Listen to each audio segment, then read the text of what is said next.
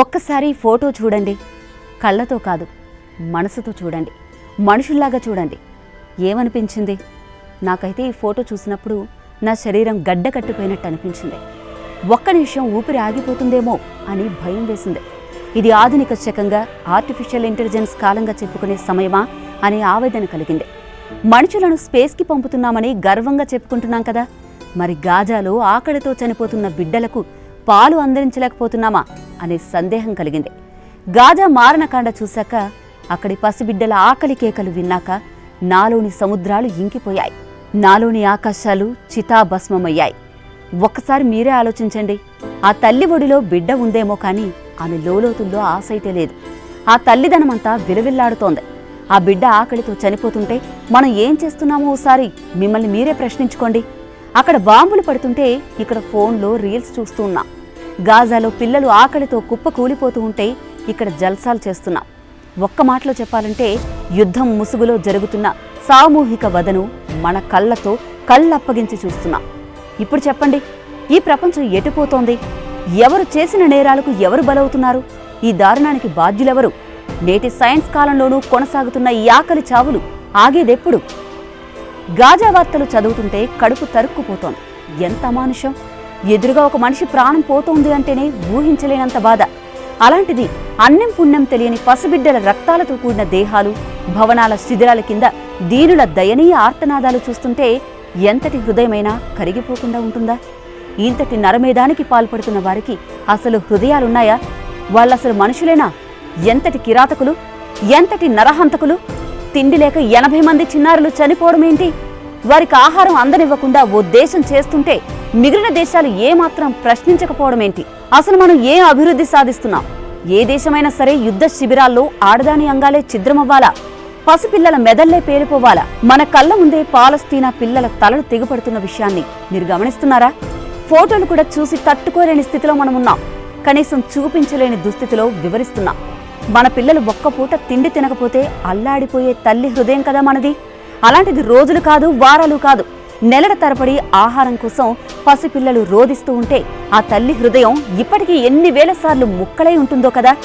ఆలోచిస్తూనే కళ్ళల్లో నీళ్లు తిరుగుతున్నాయి. అభంశుభం తెలియని పిల్లలు వాళ్ళు. దేశాల మధ్య వాళ్లకు సరిహద్దులు తెలియవు. వాటి మధ్య పాతుకున్న ముళ్ల కంచె గోడలు ఏంటో కూడా తెలియదు. వాళ్ళు ఎగిరే సీతాకోక చిలుకలు, చందమామ కోసం ఉవ్వెత్తున ఎగిసే పిల్లలు. అలాంటి పిల్లలకు యుద్ధంతో సంబంధమేంటి? ఏళ్ల తరబడి గాజా గడ్డపై నెత్తురు పారిస్తున్న ఇజ్రాయెల్ దీనికి సమాధానం చెప్తుందా? దానికి అండగా నిలుస్తూ వస్తున్న అమెరికా దీనికి బాధ్యత వహిస్తుందా? ఈ ఘోర నిజాన్ని ప్రశ్నించకుండా మౌనంగా గమనిస్తున్న మిగిలిన ప్రపంచం ఇప్పటికైనా బాధ్యులను నిలదీస్తుందా? అరచేతిలో అన్నం కోసం నిలబడ్డ వారిని కాల్చేయడమేంటో అర్థం కావడం లేదు. మొన్న ఒక్క రోజులోనే 81 మంది మరణించారు. అందులో 31 మంది కడుపు నింపుకోవడానికి సహాయం కోసం వచ్చిన వారే. ఏ దేశమైనా ఇలా చేస్తుందా? అన్నం కోసం కడుపు మాడిన మనిషిని, సహాయాన్ని ఆశించిన పిల్లలను లక్ష్యంగా చేసుకుని కాల్చుతారా? ఓ మనిషి ఆకలితో అలమటిస్తుంటే ఎవరికైనా జాలేస్తుంది కదా. అలాంటిది బ్రెడ్ ముక్క కోసం లైన్లో నిలబడిన వారిని చంపుకుంటూ పోతున్నారు అంటే అలాంటి వారిని ఏమనాలి? తిండి ఆశించి నిలబడిన చోట మృతదేహాలు కనిపించడం అత్యంత బాధాకరం. తిండి కోసం తలదాచుకున్న ఓ భవనాన్ని కూల్చేసి మరో 15 మందిని హతమార్చారు. శరణార్థ శిబిరంపై దాడి చేసి మరో 13 మందిని చంపారు. వీళ్ళంతా తిండి కోసం వచ్చిన వారు. ఇందులో చిన్నారులు కూడా ఉన్నారు. ఇప్పుడు చెప్పండి, మనమంతా ఆధునిక కాలంలోనే ఉన్నామనే భావన తప్ప మన జీవితం మాత్రం ఇంకా ఆదిమ దశలోనే లేదా? చుట్టూ అణ్వాయుధాలను కట్టుకుని తిరుగుతున్నాం. మతం, ఆధిపత్యం పేరుతో కొట్టుకు చస్తున్నాం. గాజా పిల్లల దీనస్థితి చూస్తే నాకైతే ఇలానే అనిపిస్తోంది. సరిగ్గా ప్రపంచపటం నడిబొడ్డున శిలువనెక్కిన చేతుల నిండా మానిపోని గాయాల గుర్తుల సాక్షిగా అభంశుభం తెలియని పసికందులు నిర్జీవంగా మారుతుంటే మీకేమనిపిస్తుంది? ఈ 76 ఏళ్లలో పాలస్తీనా గడ్డపై ఏం కనిపించింది? చిరిగిన పుస్తకాలు, నిలువెల్లా ఛిద్రమైన అక్షరాలు, ముక్కలు ముక్కలైన పలకలు, పిండి పిండైన బలపాలు, కాళ్ళు తెగిన బుడిబుడి నడకలు, మూగబోయిన బుల్లి బుల్లి మాటలు. ఇది 4 ముక్కల్లో చెప్పాలంటే పాలస్తీనా చిన్నారుల జీవితం. ఇవాళ పాలస్తీనా చిన్నారులకు ఆహారం, నీరు, ఇంధనం, విద్యుత్తు, వైద్యం ఏమీ అందడం లేదు. మురుగునీరు తాగుతున్నారు. ఆకలికి మాడి అలమటిస్తున్నారు. కంటి నిండా నిద్ర లేదు, కడుపులో తిండి లేదు. వాళ్ళని ఏ దేశమూ పట్టించుకోవడం లేదు. మానవ హక్కులు, స్వేచ్ఛ, ప్రజాస్వామ్యం అని కబుర్లు చెప్పే పశ్చిమ దేశాలు కనీసం వాళ్ల వైపే చూడడం లేదు.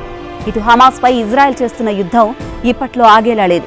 నిజానికి యుద్ధం అంటేనే హత్యలు, యుద్ధం అంటేనే క్రూరత్వం, బీభత్సం, విధ్వంసం, వినాశనం, మానవ హననం. ఎదుటి మనిషి ప్రాణాలు తీయడం, ప్రాణాలు పోగొట్టుకోవడం, మనిషిని మనిషే చంపుకోవడం, ఇదే యుద్ధం మంత్రం. మానవ సమాజానికి యుద్ధాన్ని మించిన ఉన్మాదం, అనాగరికం, భయానకం, ప్రమాదకరం ఇంకోటి లేదు. పాలస్తీనా పిల్లల దుస్థితి చూసిన తర్వాత ఈ విషయాన్ని ఎవరైనా ఒప్పుకోవాల్సిందే. మరి మీరేమంటారు? గాజా పిల్లల ఆకలి చావులకు కారణమేంటి? కారణం ఎవరు? మీ అభిప్రాయాన్ని కామెంట్ చేయండి.